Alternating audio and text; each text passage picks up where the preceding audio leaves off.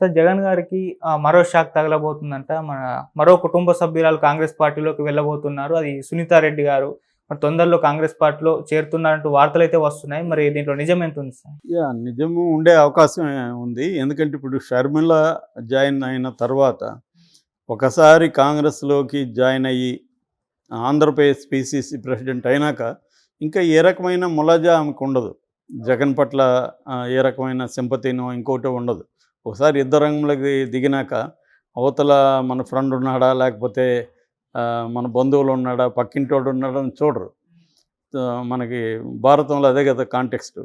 అర్జునుడికి నీ నీ గురువు, నీ ఫ్రెండు, నీ బంధువు ఉన్నాడంటే కుదరదురా ఇక్కడ యుద్ధంలో, అందరినీ నరికే నీకు సంబంధం లేదు అనేదే భగవద్గీతలో ప్రధానమైన సారాంశం. మిగతా ఎన్ని కథలు చెప్పినా విషయం అయితే అదే. నువ్వు యుద్ధంలో ఏమాత్రం మొహమాట పడకుండా అందరినీ చంపేసేయి అనేదే కదా అక్కడ సారాంశం. భగవద్గీత సారాంశం అదే. అంటే వాడికి ఒక డైలమా ఉంటుంది. నేను నా గురువుని ఎలా చంపాలి, నా మిత్రుల్ని ఎలా చంపాలి, నా బంధువులను ఎలా చంపాలి అన్నప్పుడు అవన్నీ నేను చూసుకుంటా, అది నాకు వదిలేసేయి, పాపపుణ్యాలు నువ్వు పట్టించుకోవద్దు, నీ కర్తవ్యం నువ్వు వచ్చేయి. యుద్ధంలో నీ కర్తవ్యం శత్రువుని చంపడం. శత్రువుల్లో నీ ఫ్రెండ్ ఉన్నాడా, ఇంకొకటి ఉన్నాడా లేదు. ఇది కూడా అంతే. ఎలక్షన్ ఆల్సో ఇట్స్ లైక్ వార్లో అన్న ఉన్నాడా, ఇంకొకటి ఉన్నాడా, ప్రత్యర్థులుగా అనవసరం ఇంక. అదొకటి. రెండవది, తను ఒకసారి యుద్ధంలో దిగినప్పుడు తన బలగాల్ని పెంచుకోవాలి. తన బలగాలను పెంచుకోవాలంటే శత్రువుకు శత్రువు మిత్రుడు అన్న ఒక సామెత ఉంది. సో అలాగా తన బలగాలను ఆమె పెంచుకోవాలి. ఆమె పెంచుకోవాలంటే ప్రధానంగా తన చుట్టూ నమ్మకమైన వాళ్ళని పెట్టుకోవాలి. ముందుగా డిపెండబుల్ అంటారు. డిపెండబుల్ ఒక మనుషుల్ని పెట్టుకోవాలి. సో ఆ రకంగా ఆమెకి సునీత దొరికింది. సునీతకి ఆల్రెడీ రాజకీయాల్లోకి రావాలని గతంలో కూడా పోస్టర్లు కూడా వేశారు. తెలుగుదేశం కూడా ఆహ్వానించింది. తెలుగుదేశం తరపున ఆమెను కడప ఎంపీగా పెడతామని కూడా ఆఫర్ ఇచ్చినట్టు చెప్తున్నారు.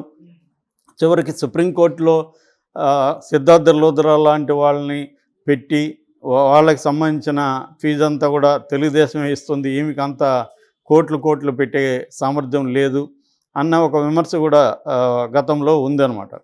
ఆ రకంగా ఇప్పుడు ఆమె సునీతను ఆహ్వానించే పరిస్థితి ఉంది. మనం చూసాము, ఆ మధ్య కూడా హైదరాబాద్లో సునీతకు సపోర్ట్గా మాట్లాడింది షర్మిల. సో కాబట్టి సునీత కానీ తన పక్కకు వస్తే తన బలం ఖచ్చితంగా పెరుగుతుంది. సో ముఖ్యంగా పులివెందుల తాలూకాలో, పులివెందుల ఏరియాలో వివేకానంద రెడ్డికి చాలా ఇన్ఫ్లుయెన్స్ ఉంది. సో దాన్నంతా కూడా ఇప్పుడు ఆమె ఒక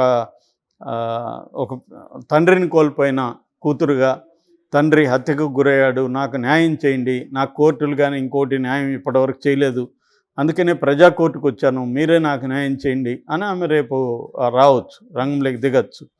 సో ఆ రకంగా ఖచ్చితంగా సునీతారెడ్డి కాంగ్రెస్లో చేరే అవకాశం ఉందనే చెప్తున్నారు. సో ఆ రకంగా సునీతారెడ్డి కానీ కాంగ్రెస్లో చేరి ఆమె పులివెందుల నుంచి జగన్కి వ్యతిరేకంగా చేయొచ్చు, లేదా అవినాష్ రెడ్డికి వ్యతిరేకంగా కడపలో ఎంపీగా పోటీ చేయొచ్చు. అలా చేస్తే మాత్రం ఖచ్చితంగా జగన్కి అది పెద్ద మైనస్ అవుతుంది. ఎందుకంటే ఇటు తెలుగుదేశం, జనసేన వీళ్ళు దాన్ని బాగా ఉపయోగించుకుంటారు.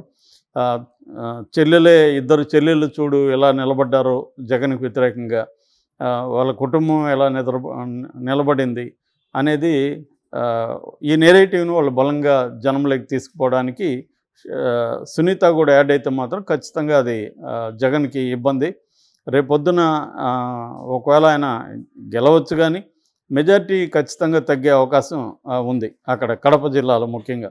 ఎందుకంటే ఎట్లయితే జగన్ కుప్పాన్ని, ఇటు మంగళగిరిని, టెక్కలిని, ఇలాగ కొన్ని నియోజకవర్గాల్ని బలంగా ఫోకస్ చేసి వాళ్ళని ఓడించాలనే ప్లాన్తో ఉన్నాడు. చంద్రబాబు అండ్ జనసేన కూడా కడపని ఫోకస్ చేసి కడప జిల్లాలో మ్యాక్సిమం సీట్లను గెలవాలి, అట్లాగే జగన్ కూడా చెమట్లు పట్టించాలి అన్న ఒక ఫోకస్ వీళ్ళకి కూడా ఉంది. అందుకని వీళ్ళు ఒకవేళ నిలబడితే, అక్కడ సునీత నిలబడినా, ఈమె షర్మిల నిలబడినా ఖచ్చితంగా వీళ్ళు వీక్ క్యాండిడేట్లను పెట్టి ఆమెకు సపోర్ట్ చేసే అవకాశం ఉంది, ఓపెన్గా కాకపోయినా. ఒకవేళ వీళ్ళు పొత్తు పెట్టుకోకుండా బీజేపీతో పొత్తు పెట్టుకున్నప్పుడు వీళ్ళు ఓపెన్గా సపోర్ట్ చేయలేరు, కానీ వీక్ క్యాండిడేట్స్ని పెట్టి ఇండైరెక్ట్గా వాళ్ళ గెలుపుకి కృషి చేసే అవకాశం ఉంది.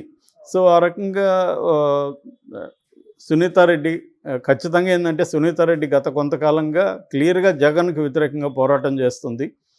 ఆమె ఏ స్థాయిలో ఉందో మనం చాలాసార్లు వీడియోలో చెప్పుకున్నాం. అసలు ఎవరు బెయిల్ పిటిషన్ అయినా ఆమె ఇంప్లీడ్ అయిపోతుంది. ఏ చిన్న ఎవరు ఏ పిటిషన్ అయినా ఆయన ఇంప్లీడ్ అయిపోయి సుప్రీంకోర్టు వరకు పోరాడుతుంది. ఒక దశలో ఆమె సుప్రీంకోర్టులో ఆర్గ్యుమెంట్స్ కూడా వినిపించింది కూడా మనం చూసాము, వాళ్ళ అడ్వకేట్ కుదరనప్పుడు. సో అలాంటి ఒక పట్టు వదలని వీరనారిలాగా ఆమె ఫైట్ చేస్తుంది ఈ విషయంలో. అలాంటిది ఆమె ఇప్పుడు వచ్చిన అవకాశాన్ని వినియోగించుకోదని మనం ఏమి అనుకోవాల్సిన అవసరం లేదు.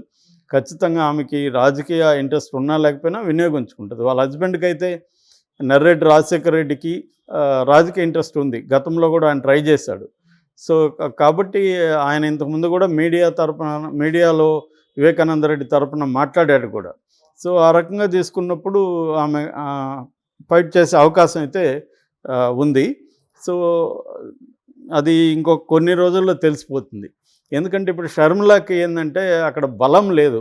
కాంగ్రెస్ అనేది నేను నిన్న కూడా చెప్పాను, ఒక రకమైన కోమాలో ఉంది ఇప్పుడు.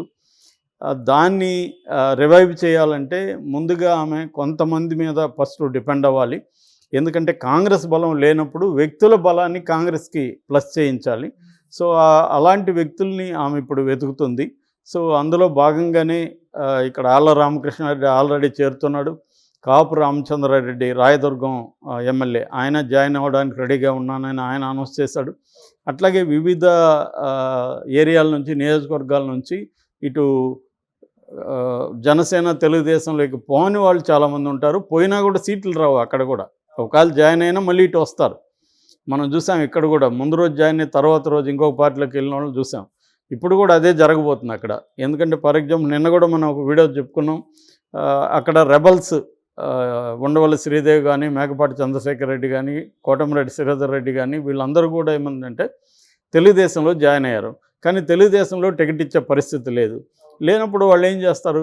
ఆల్టర్నేటివ్గా వాళ్ళకు ఉన్నది బీజేపీ, కాంగ్రెస్. బీజేపీలోకి పోని వాళ్ళందరూ కూడా కాంగ్రెస్లోకి వచ్చేస్తారు. సో కాంగ్రెస్లో ఈమెకు కూడా ఇంకెవరు లేరు కాబట్టి టికెట్ ఇచ్చే పరిస్థితి ఉంది. అందువల్ల ఈమెకి ఏంటంటే ఇప్పుడు కాంగ్రెస్కి ఏం కావాలంటే వ్యక్తుల బలం కాంగ్రెస్కి కావాలి. కాంగ్రెస్ పార్టీ ఉంది, ఇమేజ్ ఇస్తుంది. నేషనల్ లెవెల్లో వాళ్ళందరూ వచ్చి ఇక్కడ క్యాంపెయిన్ చేయడం అవన్నీ చేస్తారు. వాటితో పాటు గ్రౌండ్ లెవెల్లో కాంగ్రెస్కి బలం లేదు కాబట్టి ఈ వ్యక్తులు ఇండివిజువల్స్ ఎవరున్నారో ఆ బలం యాడ్ అయినప్పుడు కాంగ్రెస్కి ఇప్పుడు 1% లోపల ఉంది కాంగ్రెస్ ఓట్ షేరు. అది 5-10 పెంచుకోవడమే వాళ్ళ టార్గెట్. అంతేగాని వాళ్ళేమి ఇప్పుడు విన్ అవుతామని వాళ్ళకేమి భ్రమలు లేవు.